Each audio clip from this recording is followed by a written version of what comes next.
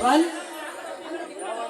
ಜೀವನ್ ಮನೆಯಲ್ಲಿ ಯಾರು ಇಲ್ಲವೆಂದು ಕಾಣುತ್ತಿದೆಯಲ್ಲ, ಎಲ್ಲಿಗೂ ಹೋಗಿರಬಹುದು.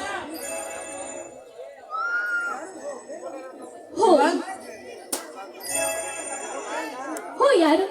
ಓ ಪ್ರೇಮ್, ಬನ್ನಿ ಕುಳಿತುಕೊಳ್ಳಿ, ಕಾಫಿ ತೆಗೆದುಕೊಂಡು ಬರ್ತೇನೆ.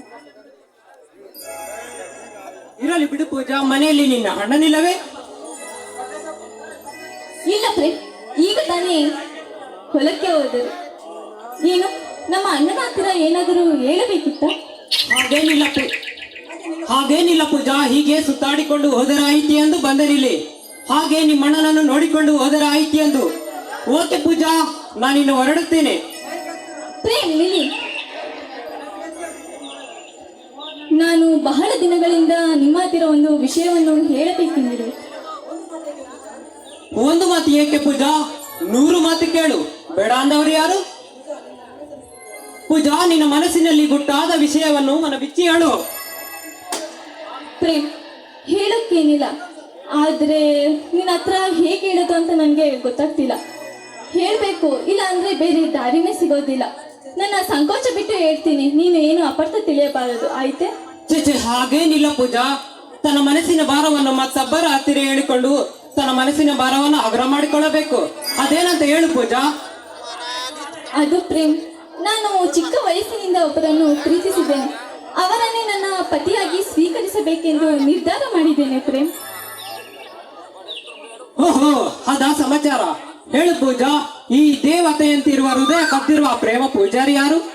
ನಿಮ್ಮ ಅಣ್ಣನಿಗೆ ಹೇಳಿ ನಿಮ್ಮಿಬ್ಬರನ್ನು ಒಂದುಗೂಡಿಸುತ್ತೇನೆ. ಪ್ರೇಮ್, ಅವರು ಹಣದಲ್ಲಿ ಬಡವರಿರಬಹುದು, ಆದರೆ ಗುಣದಲ್ಲಿ ಶ್ರೀಮಂತರು. ದಾನದಲ್ಲಿ ಕರ್ಣನಲ್ಲದೆ ಹೋದರು. ಅವರ ಸ್ವಭಾವವನ್ನು ಹೊಂದಿರುವ ಹೃದಯವಂತರು ಅವರು. ರೂಪದಲ್ಲಿ ಶಿವನ ರೂಪವಲ್ಲದೆ ಇದ್ದರು. ಅವರ ವ್ಯಕ್ತಿತ್ವವನ್ನು ಹೊಂದಿರುವ ವ್ಯಕ್ತಿ ಅವರು. ಅದು ಅವರು ಬೇರೆ ಯಾರು ಅಲ್ಲ ಪ್ರೇಮ್, ಅದು ನೀವೇ ಪ್ರೇಮ್. ಪೂಜಾ, ಪೂಜಾ, ಏನು ಹೇಳುತ್ತಿರುವೆ? ನೀನು ನನ್ನನ್ನು ಪ್ರೀತಿಸೋದಾ? ತಪ್ಪು ಪೂಜಾ, ತಪ್ಪು. ನೀನು ನನ್ನನ್ನು ಪ್ರೀತಿಸೋದು ತುಂಬಾ ದೊಡ್ಡ ತಪ್ಪು.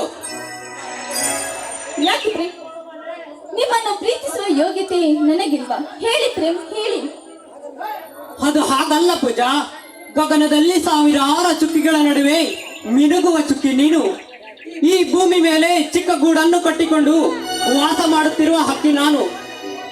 BA BSc ಓದುತ್ತಿರುವ ವಿದ್ಯಾವಂತೆ ನೀನಲ್ಲಿ, ದನದ ಕೊಟ್ಟಿಗೆಯಲ್ಲಿ ಸಗಣಿ ಎತ್ತುವ ನಾನಲ್ಲಿ. ನನಗೂ ನಿನಗೂ ತುಂಬಾ ಅಂತರವಿದೆ. ನಮ್ಮ ಜೋಡಿ ಅಷ್ಟೊಂದು ಸರಿ ಇರುವುದಿಲ್ಲ ಪೂಜಾ.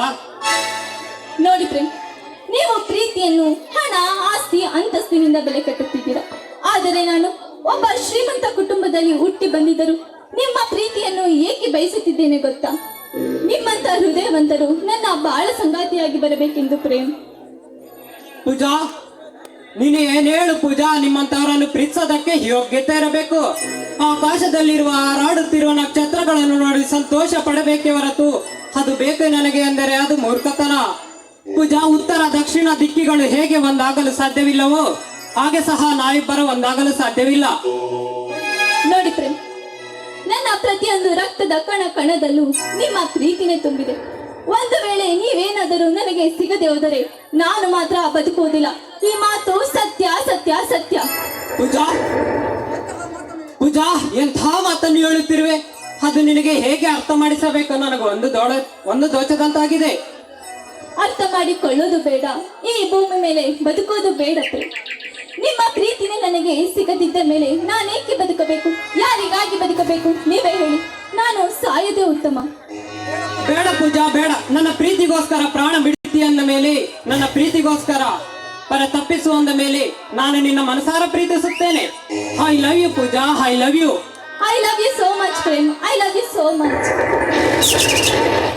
ಪೂಜಾ, ಎಂದೂ ಆಗ್ತದಿರುವ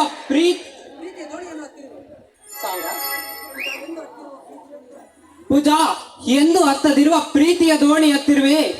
ಎಂತಹ ಬಿರುಗಾಳಿ ಬೀಸಿದರು, ಎಂತಹ ಅಲೆಗಳು ಸಿಲುಕಿದರು ನಡಿ ನೀರಿನಲ್ಲಿ ನನ್ನ ಎಂದಿಗೂ ಕೈ ಬಿಡುವುದಿಲ್ಲ ತಾನೆ. ಈ ಭೂಮಿ ಮೇಲೆ ನಿಂತಿರುವ ಆಣೆ, ಆ ಸೂರ್ಯ ನೀಡುವ ಆ ಬೆಳಕು ನೀಡುವ ಆ ಸೂರ್ಯನ ಮೇಲಾಣೆ, ನಾನೆಂದಿಗೂ ನಿಮ್ಮ ಕೈ ಬಿಡುವುದಿಲ್ಲ. ಈ ಮಾತು ಸತ್ಯ.